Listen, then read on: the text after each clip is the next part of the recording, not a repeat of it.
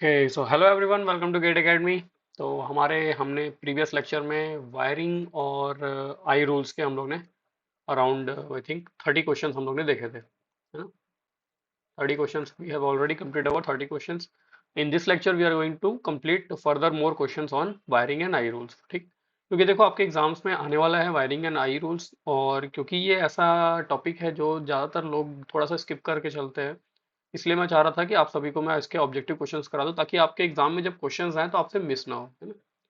तो I think just a minute, ये 30 question हम लोगों ने बना लिए हैं। अब हम लोग स्टार्ट करते हैं अपना क्वेश्चन नंबर 31st। ठीक है, चलिए। तो देखते हैं क्या क्वेश्चन क्वेश्चन कह रहा है। क्वेश्चन क्या रहा है हमारा कि which of the following system is most common method of wiring in residential buildings, the safest and ensures a beautiful appearance. तो देखिए हमारे घर में जो ओल्ड टाइम्स में थे, ओल्ड टाइम्स की मैं बात करूं आपके घर में, तो आप अगर आपने ध्यान दिया होगा नाना नानी के घर में, दादा दादी के घर में कैसा था वायरिंग। केसिंग एंड केपिंग वाली वायरिंग चलती थी, है ना। लास्ट वाली जो वायरिंग थी केसिंग एंड केपिंग वाली वायरिंग, उसमें होता क्या था, दीवार के ऊपर, और अभी भी बहुत सारे जगह में देखिएगा ऐसे स्विच बोर्ड है, स्विच बोर्ड के तक जो सप्लाई आ रही है वो आपको बाहर से नजर आएगा कि ये ऐसे वाइट वाइट, कई किसी किसी घरों में राउंड शेप के रहते थे, है ना। तो ये हमारी केसिंग एंड केपिंग वायरिंग हुआ करती थी, ये भी ठीक थी, अच्छी थी। बट उसके बाद हम लोग ने लाया क्या, इसके बाद हम लोग ने लाया concealed wiring, concealed conduit wiring. Concealed conduit wiring से क्या हुआ, कंसील्ड कंडुइट वायरिंग अब कैसे होती है, जो अभी के मॉडर्न टाइम्स में जो हमारे घर बन रहे हैं उसके अंदर क्या होता है, जब घर बनते रहता है उसी समय जो क्या होना चाहिए कि जो प्लास्टर वगैरह करते हैं उसके साथ ही क्या कर लेते हैं, वो डिजाइन कर लेते हैं कि हाँ भाई हमारे वायर यहाँ यहाँ से जाने वाले हैं, और वहां पे वो दीवार को उतना दूर में काट लेते हैं और उसके अंदर फिर पीवीसी की क्या करते हैं, वो जो पाइप रहती है उसको इंसर्ट कर देते हैं, फिर उसके ऊपर फिर से प्लास्टरिंग कर दी जाती है ना। तो ये जो है ये कि हम लोग आजकल बहुत ज़्यादा रेसिडेंशियल बिल्डिंग्स वगैरह में हमारे यहाँ यूज़ की जा रहा है, बहुत ही सेफेस्ट मेथड है। बस दिक्कत इस बात का है कि अगर कोई फॉल्ट आ जाता है तो उस फॉल्ट को आइडेंटिफाई कर पाना, डिटेक्ट कर पाना थोड़ा सा दिक्कत होता है। बट ठीक है, आजकल उतना हम लोग क्योंकि सेफ्टी मेजर्स और हमारे जो मॉडर्न जितने भी डिवाइसेज हैं, इक्विपमेंट्स हैं, वायर्स हैं, ये सब काफ़ी अच्छे आने लगे, इस वजह से थोड़ा फॉल्ट की भी चांसेस कम होने लगे, है ना। ठीक, चलिए। Next question, which of the following is the class of insulation having maximum temperature withstand limit. तो मैंने आपको बहुत अच्छा इसमें लिमिट अब मैंने आपको समझाया हुआ है कि हमको याद कैसे करना है, YAEBFHC, है ना।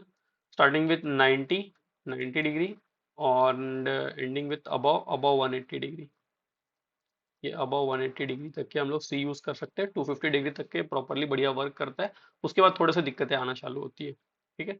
तो हमसे पूछ रहा है कि मैक्सिमम क्या है, मैक्सिमम टेम्परेचर कौन इसमें से क्या विथस्टैंड कर पाएगा, तो भाई हमारा आंसर है option number 2, that is C. और कितना कर पाएगा, तो सी हमारा वर्क करेगा अबव 180 डिग्री सेंटीग्रेड तक।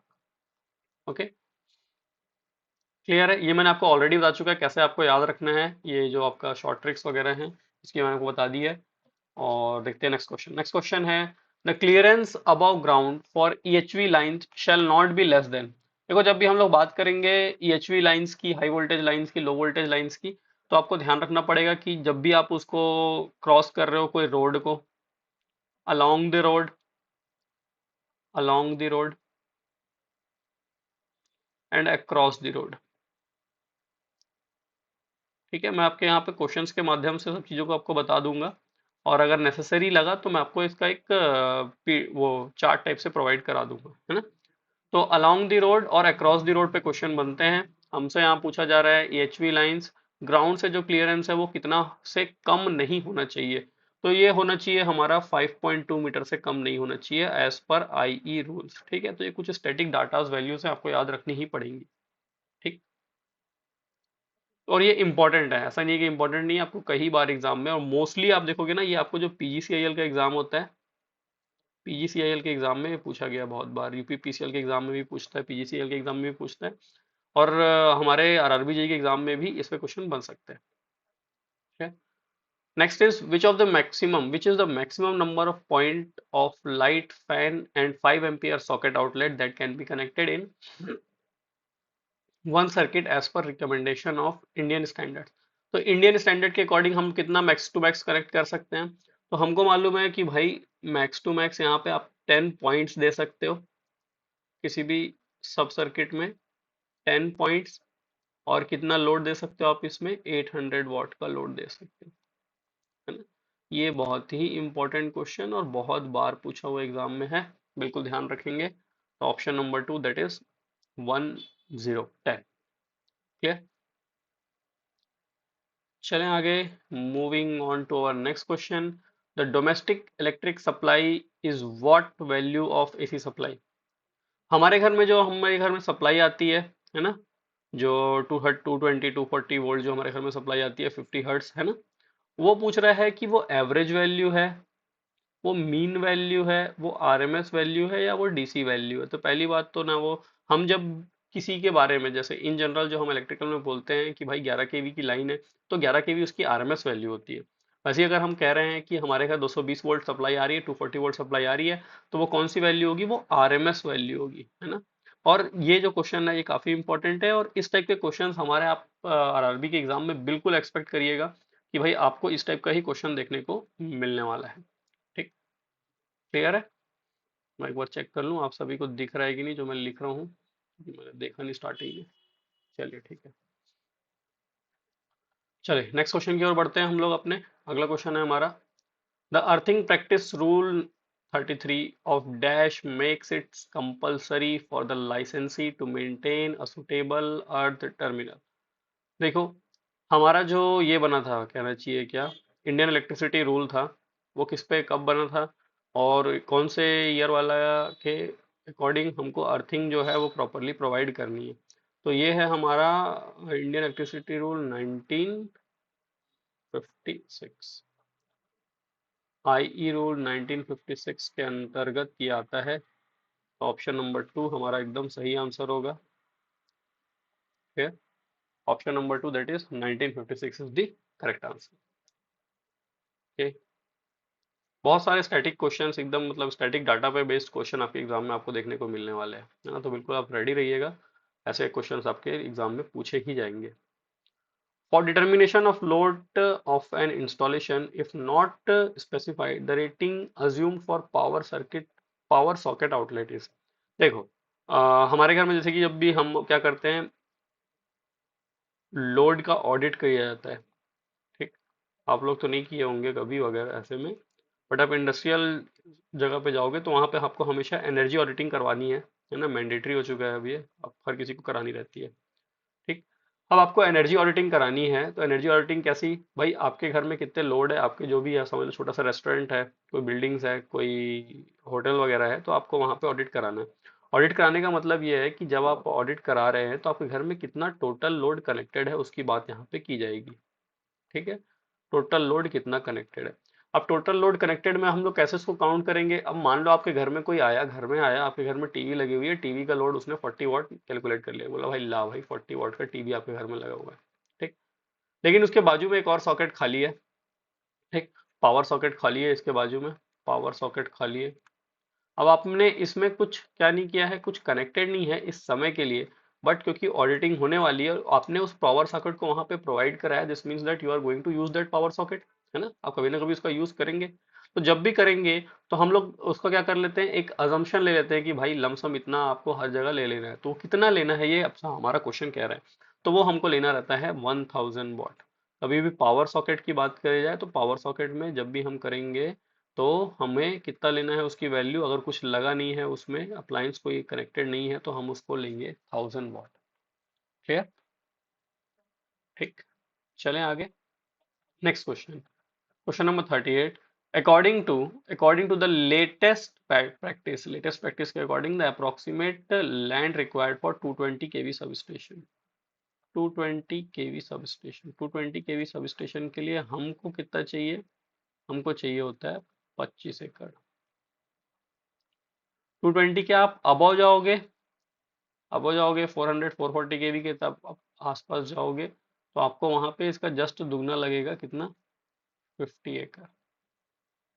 ठीक, 220 के नीचे आओगे तो आपको 10 एकड़ लगेगी। ठीक है, तो ये हमारा नया प्रैक्टिस है।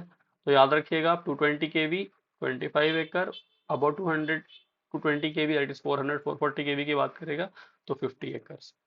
ठीक है, ये आई थिंक मैंने आपको एक क्वेश्चन ऑलरेडी कराया हुआ है, शायद रिपीट हुआ होगा, या फिर 400 का वहां पूछा होगा, अभी 220 का पूछ रहा हूँ। ठीक है, ओके।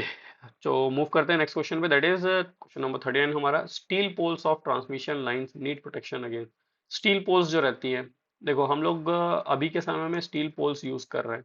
स्टील पोल्स से पहले आपके गली मोहल्ले में अगर अभी भी अवेलेबल होगा तो आप देखोगे आपके घर में क्या दिखेगा, आरसीसी पोल दिखेगा। आरसीसी पोल दिखेगा। और आरसीसी पोल के भी पहले, बहुत समय पहले क्या होता था, हमारा वुडन पोल्स हम लोग यूज करते थे। ठीक। थोड़ा मेरे घर में कुछ कंस्ट्रक्शन का वर्क चल रहा है, इस वजह से आपको थोड़ी बहुत आवाज आ सकती है, डिस्टरबेंस हो सकता है ना, उसके लिए माफी चाहूंगा। थोड़ा बहुत तो रहेगा, बंद भी हो जाएगा अभी।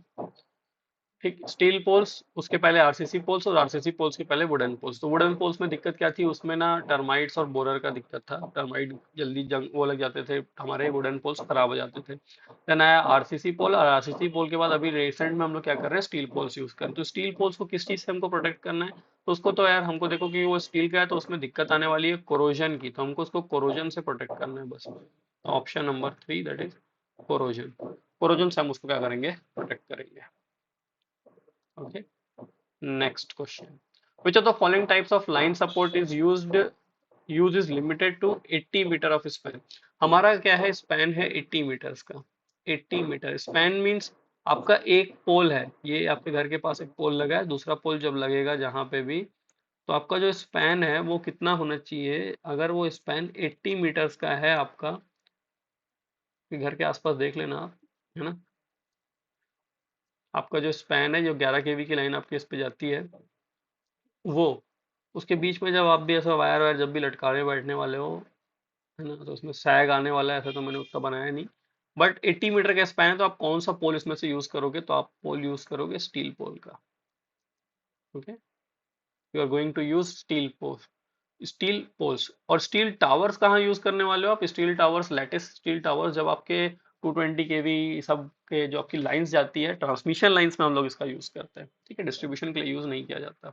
डिस्ट्रीब्यूशन के लिए स्टील पोल, आरसीसी पोल। वुडन पोल्स तो बिल्कुल ही बाहर हो गए हैं, अब बहुत ही कम, अब बिल्कुल ना के बराबर आपको देखने को मिलेंगे। देखने को मिलेंगे कहाँ पे आपको, तो ये आपको देखने को मिलेगा डोरेमोन में। अब स्पेलिंग नहीं पता मेरे को, डोरेमोन कार्टून आता है, मेरे घर में छोटी सिस्टर है मेरी, वो कार्टून देखती है, तो मैं देखा हूँ डोरेमोन के अंदर आपको ये देखने को मिलने वाला है।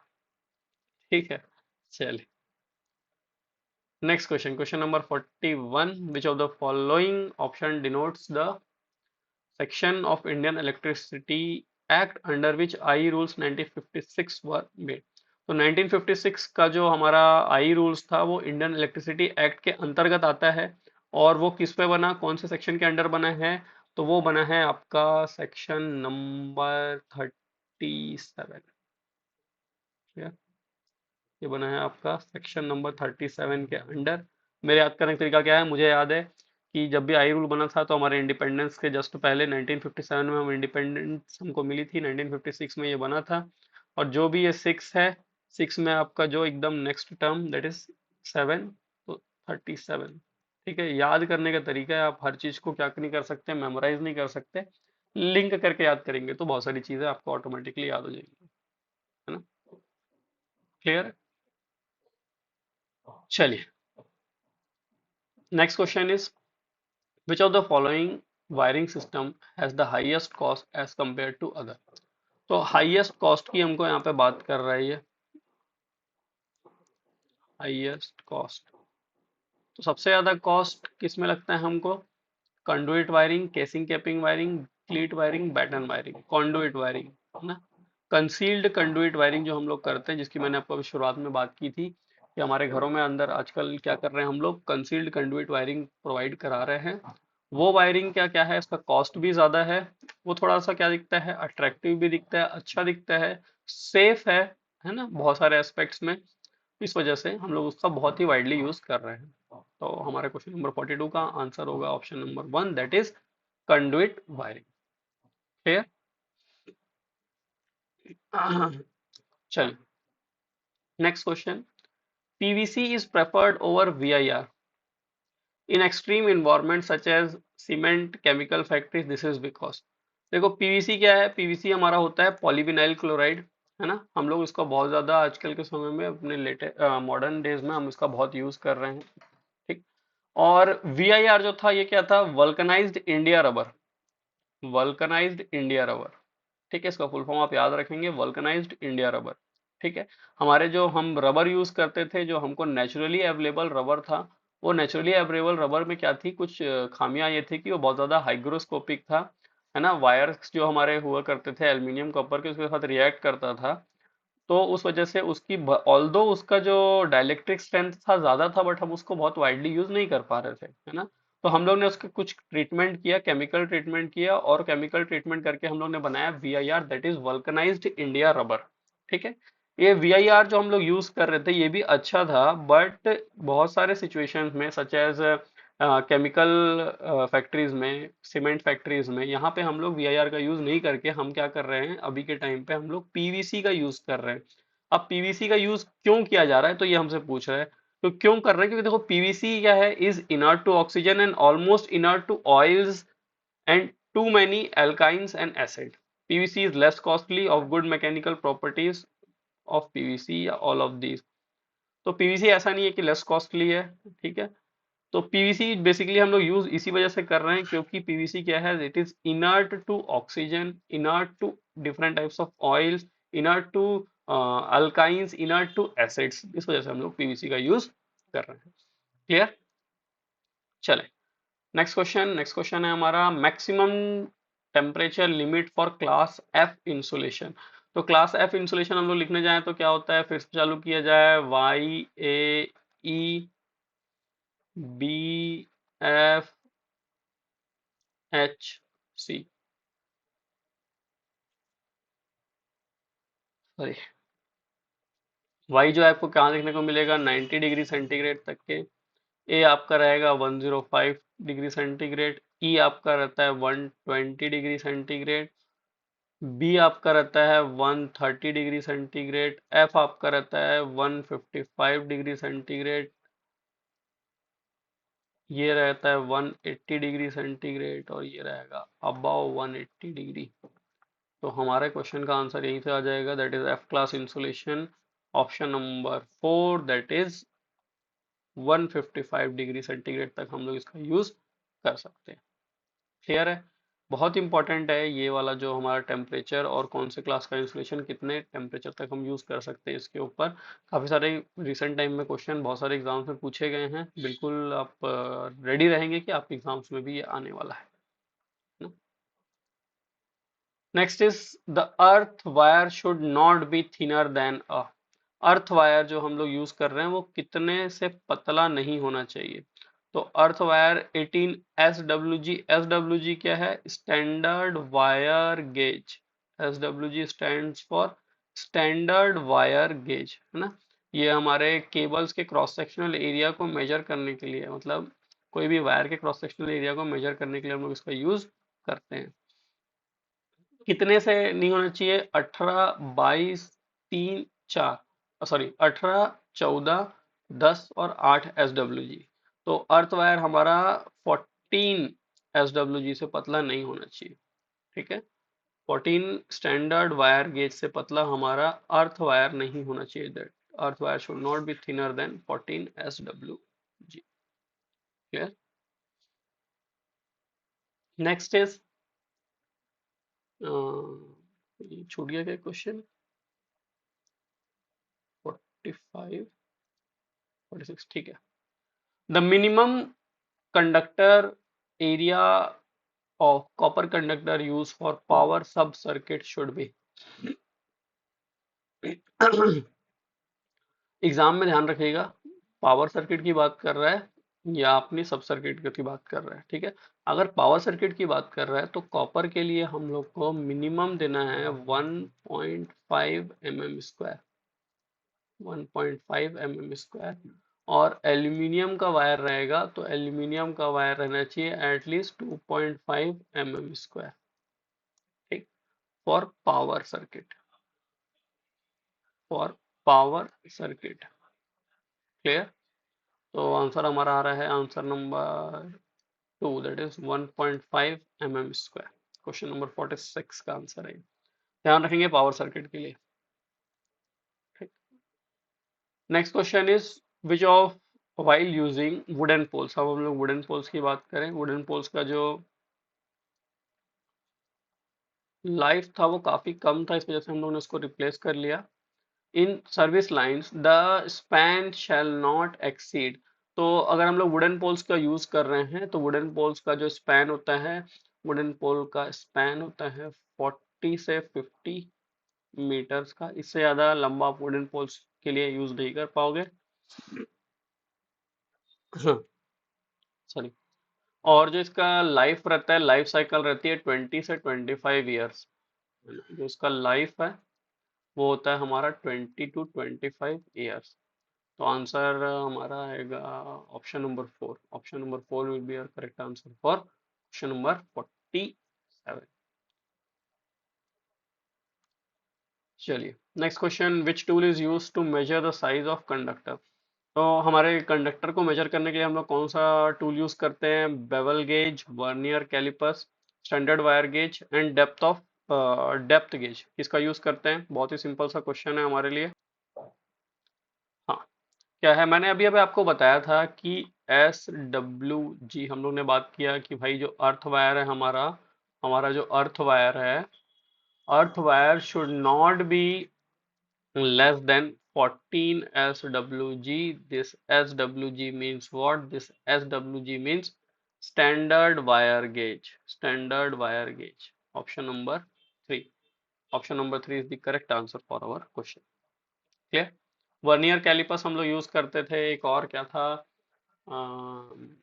इसको मेरे ख्याल से वर्नियर कैलिपर्स को सिलेंडर्स के डायमीटर वगैरह को मेजर करने के लिए हम लोग यूज करते हैं, है ना। एक एक इस टाइप का टूल हुआ करता था, मैं इसका नाम भूल गया हूँ एक्चुअल में। को अगर ध्यान हो तो कुछ इस टाइप से रहता था ये, है ना। ये इधर आखिरी में कुछ गेयर जैसा रहता था जिसको हम लोग ऐसे टर्न करते थे, ऐसे ऐसे गोल गोल घुमाते थे। तो ये ऐसे आगे बढ़ता था और यहाँ ये पतले पतले वायर्स का डायमीटर के लिए यूज होता था। नाम भूल गया हूँ मैं इसका, है ना। आप लोग ध्यान रखिएगा, मेजरमेंट में आपको पूछ सकता है ना, ये मेजरमेंट का पार्ट है। मेजरमेंट में आपसे ये पूछ सकता है। ओके, चले। Next question is, for a specific wiring in a building the full load current is 10 ampere. ठीक है भाई, आई फुल लोड हमको दे दिया, बढ़िया किया। 10 ampere. Okay, what will be the maximum permissible leakage current. Okay, तो लीकेज करंट हमको निकालना है। आई लीकेज, लीकेज करंट हमको मालूम है कितना होना चाहिए। हमारे फुल लोड करंट का 5000th टाइम इसका, हमारा जो करंट होता है वो हमारी लीकेज करंट उससे ज़्यादा नहीं होनी चाहिए। फुल लोड करंट हमारा 10 है, डिवाइड करेंगे 5000 से, ये क्या हो गया, कैंसल, ये जाएगा ऊपर 0.002 ampere. Option number 2, option number 2 that is 0.002 ampere is the correct answer. Important question, important question, ठीक है। क्योंकि छोटे छोटे न्यूमेरिकल में आपको बताया, वन लाइनर टू लाइनर मतलब 1 स्टेप 2 स्टेप में सॉल्व होने वाले न्यूमेरिकल्स आपसे पूछे जा सकते हैं एग्जाम में। और ये बिल्कुल यार, ये तो आपको एग्जाम में आ सकता है ना। चलिए नेक्स्ट क्वेश्चन। नेक्स्ट क्वेश्चन है हमारा, the electricity act dash is a act of parliament of India enacted to transform the power sector in India। तो इलेक्ट्रिसिटी एक्ट हमारा जो आया था वो कौन सा था? ये था हमारा इलेक्ट्रिसिटी एक्ट 2003। ठीक, वहाँ क्या था वो हम लोग ने लास्ट टाइम वाली बात की थी, तो 1956 में था हमारा इलेक्ट्रिसिटी एक्ट। 1956 सेक्शन 37 के अंतर्गत हमने बात किया था, है ना, क्वेश्चन में। और यहाँ पे हम लोग बात कर रहे हैं कि इलेक्ट्रिसिटी एक्ट 2003 हमारा सर्किट आया था। Next question, which of the following wiring system is most common method of wiring in the residential building? अरे सेम आई थिंक ये रिपीट हो गया है क्या? हाँ, क्वेश्चन रिपीट हो गया है ना। एक दो क्वेश्चन, थोड़ा क्या है कि मैं एक साथ सभी क्वेश्चंस तो नहीं बना पाता हूँ, तो मैं वन बाय वन करके क्वेश्चंस को बनाता हूँ। इस वजह से थोड़ा सा क्वेश्चंस रिपीट हो गए। तो इसका आंसर तो आप लोग जान रही हैं, concealed conduit wiring system is the correct answer for our question. Next हम लोग बात करें क्वेश्चन के लिए, for a rod type earth electrode made of steel, the diameter should not be less than. देखो जब हम लोग अर्थिंग करते हैं तो हम अगर रॉड टाइप का अर्थ इलेक्ट्रोड यूज कर रहे हैं तो उसका डायमीटर कितने से कम नहीं होना चाहिए। तो पहली बात तो आंसर है 16 mm से कम नहीं होना चाहिए। अब जब हम लोग बात कर रहे हैं अर्थिंग की तो कुछ इंपॉर्टेंट पॉइंट्स आपको यहाँ से याद रखने होंगे। अर्थिंग, अर्थिंग हमारे पास कितने टाइप की है। पहला हम लोग बात करें प्लेट अर्थिंग की। प्लेट अर्थिंग, अगर मैं प्लेट अर्थिंग की बात करूं और आपसे कहूं कि आपने जो यूज किया है वो यूज किया है कॉपर की प्लेट, आपने यूज की है कॉपर की प्लेट। तो इस कॉपर की प्लेट का डायमेंशन, कॉपर प्लेट डायमेंशन ये होता है आपका 60 centimetre into 60 centimetre into 3.18 mm। Important करें, ठीक है, इम्पॉर्टेंट। प्लेट अर्थिंग में अगर हम लोग कॉपर प्लेट का यूज कर रहे हैं तो उसका डायमेंशन होगा 60 इंटू 3.18। इसका ये क्या होगा, बोलना चाहिए थिकनेस होगी ये। एग्जाम में पूछा हुआ है इस वजह से मैं आपको बता रहा हूँ इतना ध्यान से, ठीक। सेकंड अगर हम लोग बात करें किसकी, सेकंड अगर हम लोग बात करें प्लेट अर्थिंग के बाद पाइप अर्थिंग की। पाइप अर्थिंग, अगर मैं पाइप अर्थिंग की बात करूं तो मैं पाइप अर्थिंग में यूज करता हूं किसका, मैं यूज करता हूं गैल्वनाइज्ड